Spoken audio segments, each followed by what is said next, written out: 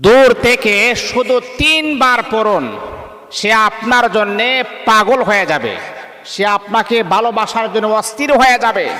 মনে রাখতে হবে, আমি আপনাকে বলছি, যে আপনার কাছ থেকে চলে গেছে সে আপনাকে ভালোবাসে না, মুহাব্বত করে না। যদি এই আমলটা, এই দোয়াটা যদি আপনি 3 বার পড়েন, চলে যাওয়া প্রিয় মানুষ আবারও আপনার কাছে ফিরে আসবে, এটা 100% গ্যারান্টি। যদি আপনার কাজ না হয় তাহলে আপনি আমাকে বলবেন, হুজুর কাজ হচ্ছে না। কিন্তু হ্যাঁ, মনে রাখতে হবে, এটা এমনভাবে করবেন যাতে করে কোনো ক্ষতি না হয়। অনেক সময় আছে না যে স্ত্রী চলে গেছে স্বামীকে রেখে, এখন আপনি চাচ্ছেন আপনার মুহাব্বতের স্ত্রী আপনি আবার তাকে ফিরিয়ে আনতেন, তাহলে অবশ্যই আমি আপনাকে বলবো, মাত্র আপনি 3 বার আপনি পড়ুন, দেখবেন আপনার স্ত্রী আবার আপনার কাছে দ্রুত চলে আসবে, পাগলের মতো সে ছুটে আসবে আপনার কাছে। সে মাথা নত হবে, বলবে আমার স্বামী, আমার ভুল হয়ে গেছে, আর কখনো আপনাকে ছেড়ে আমি যাব না। সম্মানিত হাজিরিন, আল্লাহ পাকের কোরআনের পাওয়ার কিন্তু অনেক মজবুত। এই কোরআনের শক্তি পৃথিবীর কোনো শক্তির সাথে কোরআনের শক্তির তুলনা দিলে এটা হবে না, এটা হারাম হয়ে যাবে। কারণ হাজা কালাম রব্বি, এই কোরআন হচ্ছে আল্লাহ পাক রব্বুল আলামিনের মহাগ্রন্থ আল কোরআন।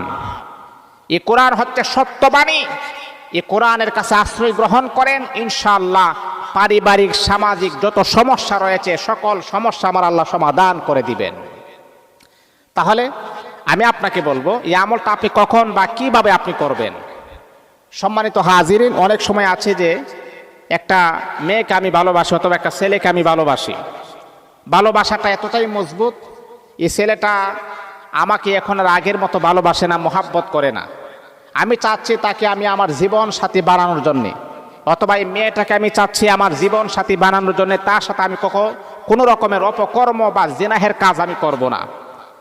তাহলে জায়েজভাবে, হারামভাবে নয়, হালালভাবে আপনি দোয়ার মাধ্যমে আল্লাহ পাকের কাছে আপনি চেয়ে নেবেন, ইনশাআল্লাহ আল্লাহ পাক যদি এটা আপনার জন্য কল্যাণকর মনে হয়, মঙ্গল মনে হয়, অবশ্যই দ্রুত আমার আল্লাহ আপনার এই ভালোবাসার মানুষকে আপনার কাছে ফিরিয়ে দিবেন।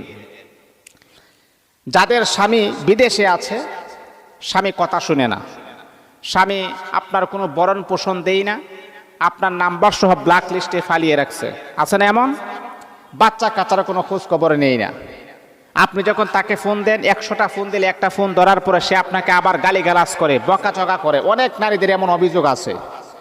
আমি আপনাকে বলবো, মা, আপনার স্বামী বকাঝকা করবে না, এই আমলটা আপনি করুন, দেখবেন সে আপনার জন্য অস্থির হয়ে যাবে, সে আপনার জন্য পাগল হয়ে যাবে।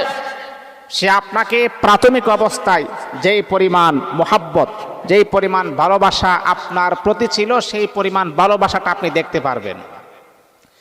আমলটা আপনি ফজরের নামাজের পরে করতে পারেন, অথবা এশারের নামাজের পরে নীরব নির্জনে আমলটা করবেন, যাতে করে কেউ আপনাকে কোনো ডিস্টার্ব না করে, কেউ আপনাকে কোনো যন্ত্রণা না দেয়।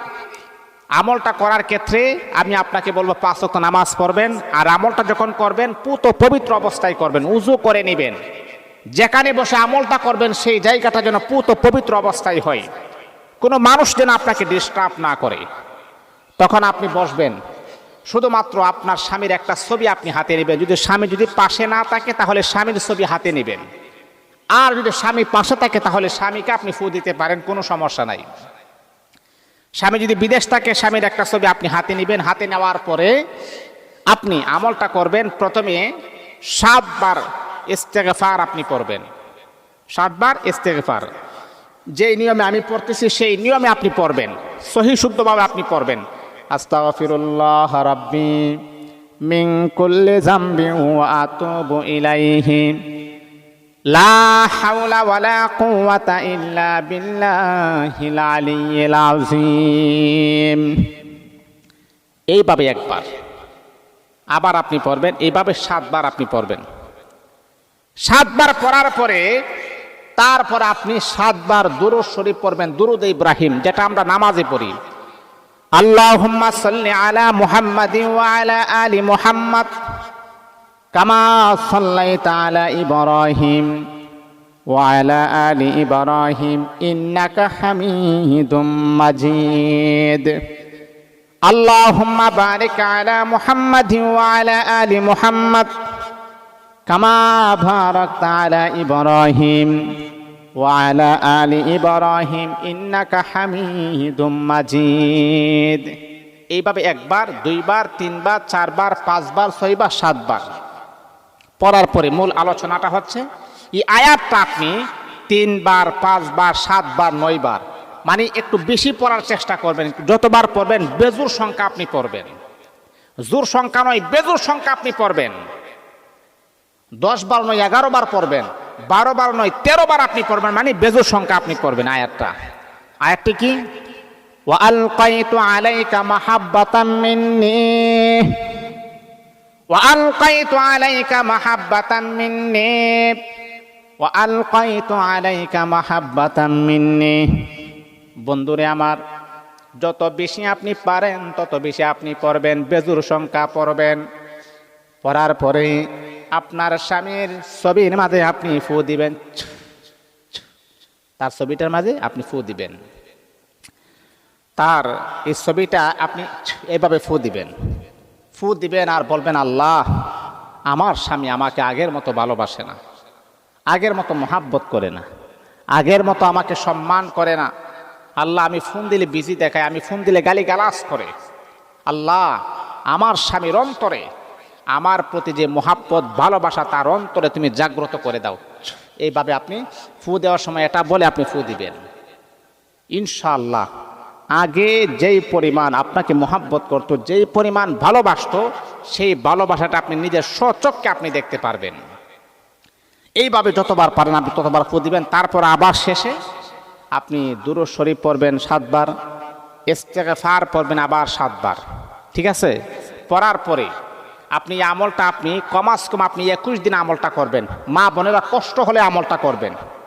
আমার পুরুষ ভাইয়েরা, কষ্ট হলেও আমলটা আপনি করবেন। আর বিশেষ করে আমলটা যদি আপনি শেষ রাত্রে করতে পারেন, তাহাজ্জুদে 2 রাকাত নামাজ পড়ার পরে যদি আপনি পড়তে পারেন, তাহলে এটা সবচাইতে বেটার হয়। তাহাজ্জুদের নামাজ ওই সময় আল্লাহ পাক কিন্তু প্রথম আসমানে চলে আসে। আমলটা যদি ওই সময় আপনি করেন, তাহলে সবচাইতে ফজিলত আপনি বেশি পেয়ে যাবেন। তাহাজ্জুদের সময় আল্লাহ পাক প্রথম আসমানে আসেন। ওই সময় যদি আপনি আপনার হাজতগুলা তুলে ধরতে পারেন, তাহলে এটা আপনার জন্য খুবই প্লাস পয়েন্ট হবে, খুবই গুরুত্বপূর্ণ হবে। ওই সময় আপনি পড়বেন ইনশাআল্লাহ।